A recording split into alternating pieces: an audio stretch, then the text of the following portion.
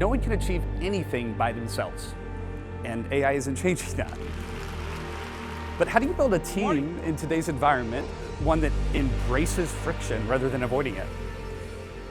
It turns out people will do hard things together when the vision is compelling enough and their role is crucial enough. At Venus Aerospace, where we were building next generation hypersonic technology. In tight financial conditions, we were aiming to achieve something that had never been done before. In a world where we have more pulling us apart than ever before. We're spread out geographically, generationally, using different technology. How do you get a group of people to choose each other when they have infinite options elsewhere?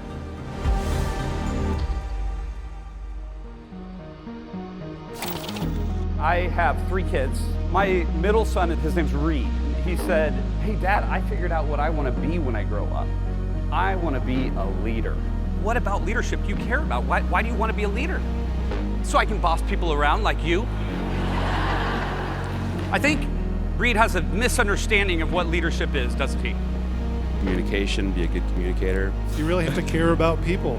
You already know what it takes to be a good leader here. There's a couple problems with the list. How in the world can anyone possibly do all those things well? Be collaborative, but be decisive. How can you possibly be 2 things that literally are antagonistic to one another? Some parts of leadership have never changed, but some have changed dramatically. If we don't change with it, we will get left behind. If technology is changing how all of us work, what does that actually mean for how we lead? We are taught and we believe that to be in charge means to have the answers. The only way that we overcome blind spots is that we operate in a frame of curiosity. It doesn't change the fact that we still make decisions on whether we stay somewhere if we belong. Do I feel loss if they leave? They will either be a part of your community or they will think of you as a commodity and you will think of them as one too. The core challenge that you face in maintaining the speed that is required in today's AI-driven economy is your people's ability to adopt it. Why do some people, when change occurs, they see different as dangerous and others see change as opportunity? What creates that difference? The culture and posture of the primary team they work on. If you want to have a healthy team that operates at speed, get really good at seeing friction and conflict not as a bug or a problem in the system.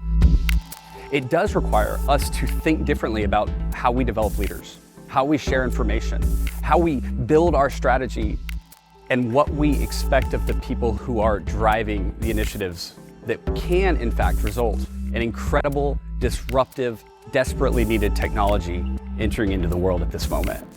What you give your attention to, your team will drive their attention in the same direction because you're telling them what you care about. I have a question I ask every month. What got more attention than it deserved? And what didn't get the attention that it deserved? We live in a world with lots coming at you, but your attention is too valuable.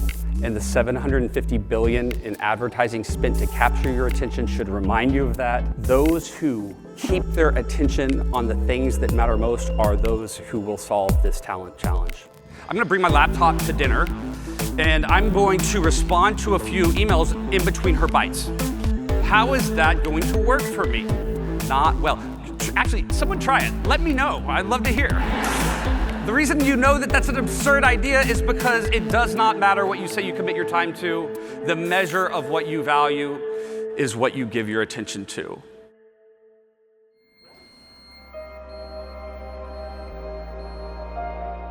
One of the advantages of AI is that it can replace people I don't want to talk to. We can have all these optimistic ways of talking about it. It's going to help. No, here's the deal.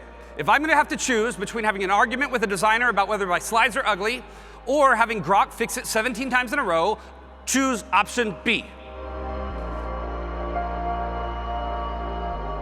That's why it's more important than ever that leaders tell a different story. That we chart a new course that is defined not so much by how much we control, but how much we're curious about, by how we go about operating at speed, by leveraging disruptive technology to build something that the world desperately needs to operate at the edge of what's possible. 42% of skills are turning over in the same job every 2 to 3 years. Translation, no one at your company is qualified for the same job they're in 3 years from now. Don't buy into an outdated idea of what it means to lead with answers and output and individual achievement. These are the very things that will be antagonistic to companies that survive as the entire world is disrupted. We need you, but we need you to show up and be here and be curious. Thank you.